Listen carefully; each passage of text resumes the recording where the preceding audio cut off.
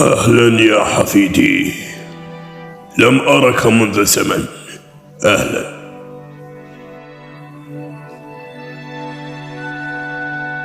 التسلل الانتحاري، سجن تحت الماء، إمبلدام.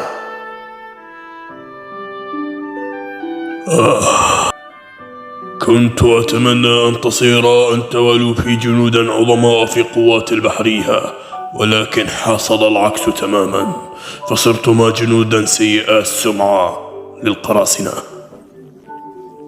أنا واثق أنك سمعت أن لوفي تحدى حكومة العالم في الوتر 7 ودمر جزيرة العدالة الإنسلوبي.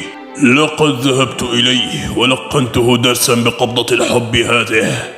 نعم، ولكنه لم يعتبر من هذا شيئا، وتابع رحلته وسبب الكثير من الفوضى في أرخبيل شابوتي. هذا متوقع من حفيدي.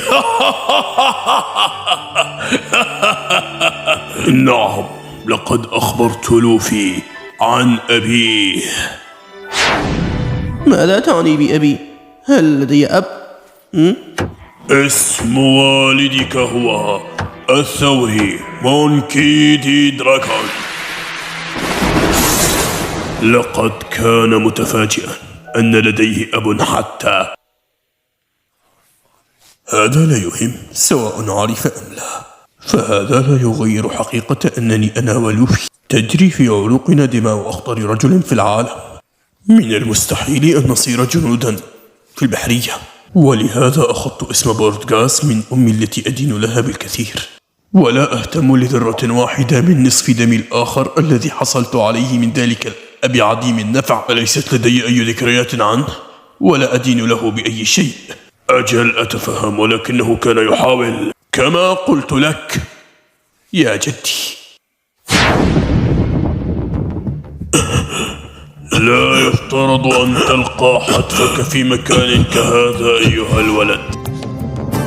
احمل اسمي على ظهرك وصب غضبك الثائر على هذه البحار، فلتكن ابنا لي. والدي الوحيد هو اللحية البيضاء.